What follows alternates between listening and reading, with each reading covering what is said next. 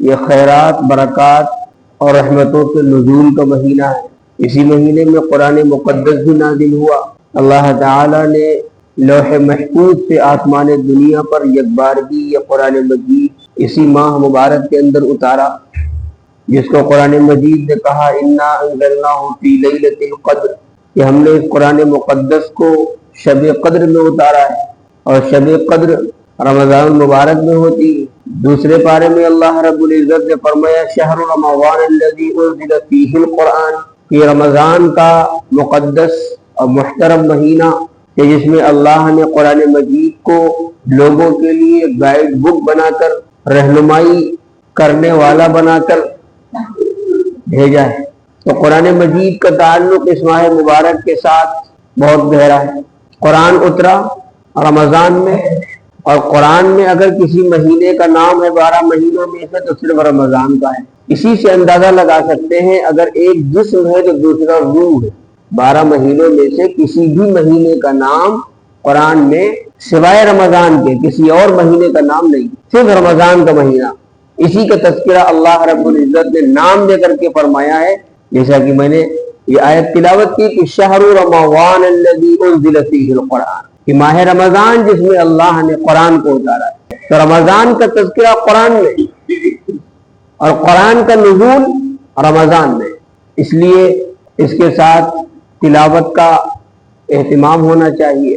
تراویح میں تقریباً اکثر مساجد میں قرآن مجید کی تکمیل ہو چکی۔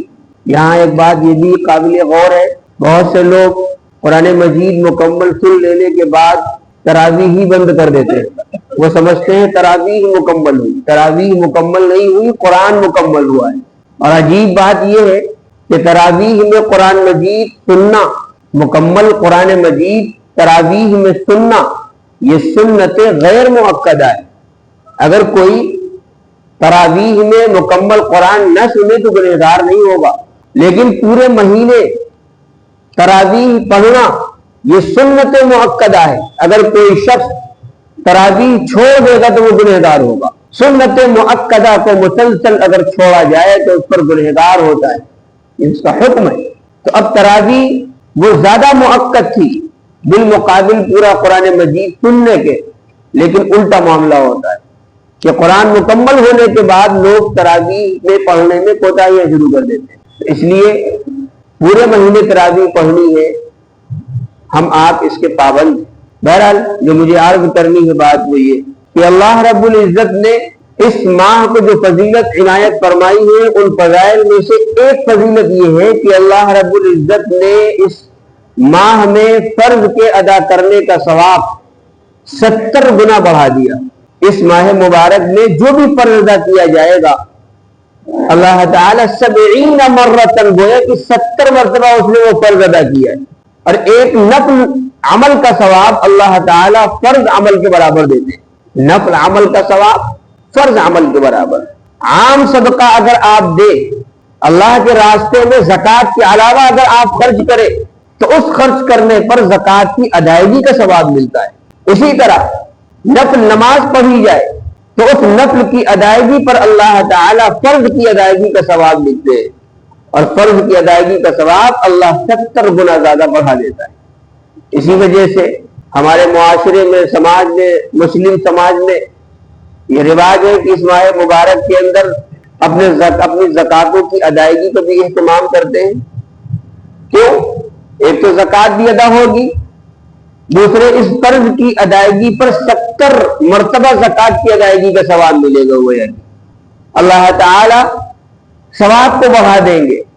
اس لیے اسی ماہ کے اندر اپنی زکاتوں کی ادائیگی کا اہتمام بھی کیا جاتا ہے۔ جس طریقے سے نماز فرض ہے، کیونکہ اسلام کی جو 5 بنیاد ہیں، بنی الاسلام علی 5 شہادت ان لا الہ الا اللہ وان محمد رسول اللہ، اسلام کی بنیاد 5 چیزوں پر ہے۔ ایک اللہ کی وحدانیت کی گواہی دینا کہ اللہ کے سوا کوئی معبود نہیں، اور حضور اکرم صلی اللہ علیہ وسلم کی رسالت کی گواہی دینا کہ ہمارے نبی حضرت محمد مصطفیٰ صلی اللہ علیہ وسلم خاتم النبیین بن کر تشریف لائے اور آپ کے بعد اب کوئی نبی نہیں آئے گا، آپ اللہ کے رسول ہیں. یہ پہلا پلر ہے، یہ پہلی بنیاد ہے اسلام کی. پھر اس کے بعد وہ اقام الصلاۃ، نماز قائم کرنا، وہ ایتاء الزکاۃ، زکوٰۃ ادا کرنا، اگر زکوٰۃ فرض ہے تو زکوٰۃ ادا کی جائے گی. وہ صوم رمضان، رمضان کا مہینہ آئے تو روزے رکھے. والحج، اگر صاحب استطاعت ہے، حج فرض ہو چکا ہے تو حج کی ادائیگی کرے. تو یہ 5 اسلام کی بنیاد ہے جن پر اسلام کی عمارت قائم ہے. اور اس کو حدیث میں عمارت ہی سے تشبیہ دی گئی ہے، یعنی ایسا نہیں کہ میں کہہ رہا ہوں بلکہ لفظ ہی دیکھیے، بنی الاسلام علی 5، اسلام کی بنیاد رکھی گئی ہے 5 باتوں پر. پھر اس کے بعد شہادت اللہ الہ الا اللہ وان محمد رسول اللہ واقام الصلاۃ وایتاء الزکاۃ وصوم رمضان والحج، یہ اسلام کی 5 بنیادیں. اس میں نماز کے بعد جس فریضے کا ذکر ہے وہ زکوٰۃ کی ادائیگی.